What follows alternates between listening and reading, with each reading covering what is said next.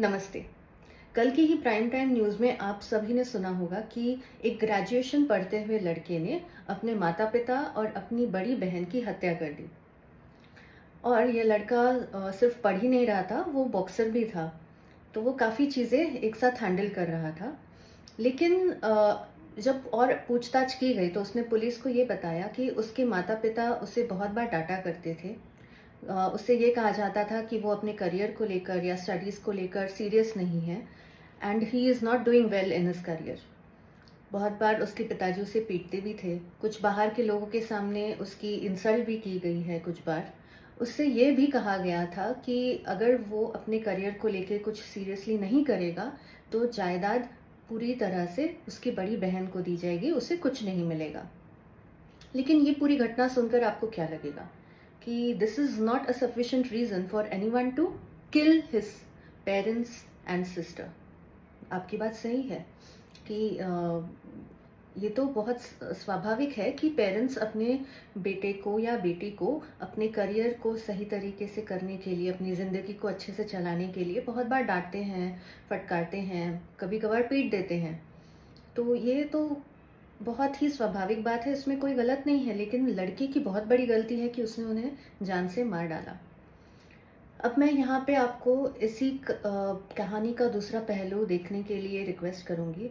As a life coach and a behavioural skills trainer मैं चाहती हूँ कि आप ये समझें that we all are human beings dealing with complex human emotions. जब कभी हम किसी से गुस्सा होकर या ऊंचे टोन में बात करते हैं तो सामने वाले की बॉडी पर बहुत सारे अंदर इंटरनल इमोशनल फिजिकल रिएक्शंस होते हैं। तो वो किस तरह के होते हैं ये समझते हैं। अगर किसी पर हम जब चिल्लाते हैं तो उसके सबसे पहले रिएक्ट होता है कि उसकी बॉडी में एड्रेनालाइन नाम का एक हार्मोन सिक्रीट होता है जो उसके ब्रेन को सिग्नल करता है कि सामने डेंजर है। और फाइट और फ्लाइट मोड पे यह ब्रेन चला जाता है। अब फाइट और फ्लाइट मोड मतलब क्या? फाइट मतलब सामने जो आपको डेंजर दिख रहा है वो आप उससे भिड़िए, सामना कीजिए। फ्लाइट मतलब आप वहां से भाग जाइए।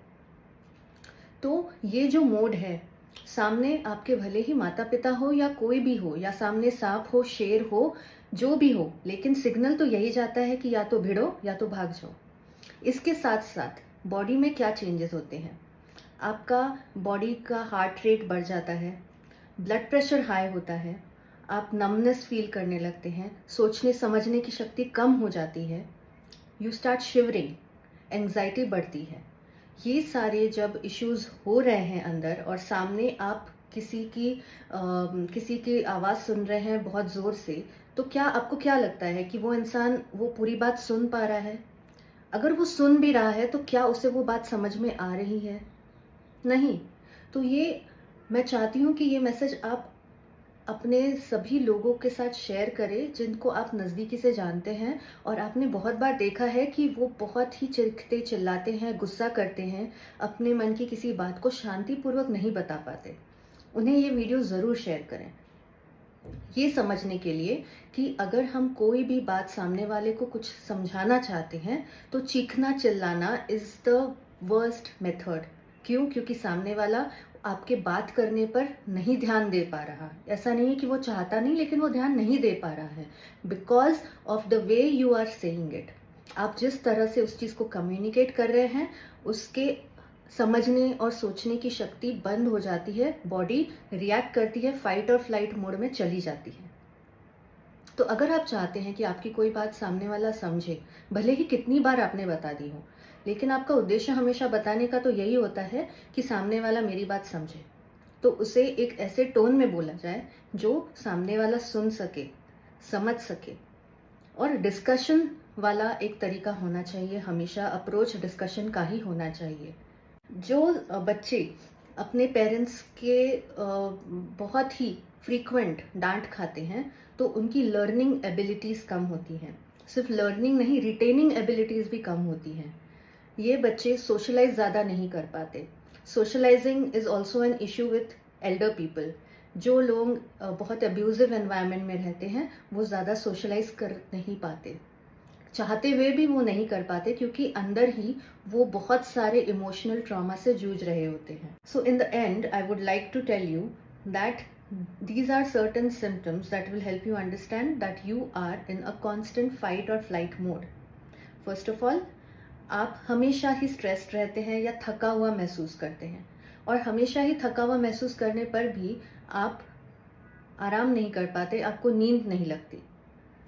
सेकेंडली, आपकी मेमोरी पावर बहुत कम हो जाती है, वीक हो जाती है. थर्डली, हार्ट अटैक के रेट्स बढ़ते हैं, ब्लड प्रेशर बढ़ता है, एंड इम्यून सिस्टम बहुत लो हो जाता है. अब ये सारी चीज़ें अगर किसी इंसान को अफेक्ट कर रही हैं इतना, तो हम समझ सकते हैं this video is not at all to support the action of what this young boy has done, but it is for all of us to understand that we communicate with each other in a very responsible manner. Respect is the key for all of us whenever we are communicating with anyone around us. Please remember this. जब भी हम किसी से communicate कर रहे हैं, respect should be number one point that you should always remember. In fact, आप खुद से भी जब बात करते हैं तो talk about yourself to yourself with respect. Never put yourself down and talk to yourself also. This is very important for all of us to remember. So with this note, I really want that आप ये video सभी लोगों के साथ share करें. उन लोगों के साथ शेयर करें जो आपको दिखते हैं कि हमेशा ही गुस्से में या चिड़चिड़े रहते हैं. अगर आप खुद को लग रहा है कि आप इस तरह का बिहेवियर करते हैं, तो ये वीडियो देख के आई रियली होप आप कुछ चेंजेस लाएंगे. Thank you.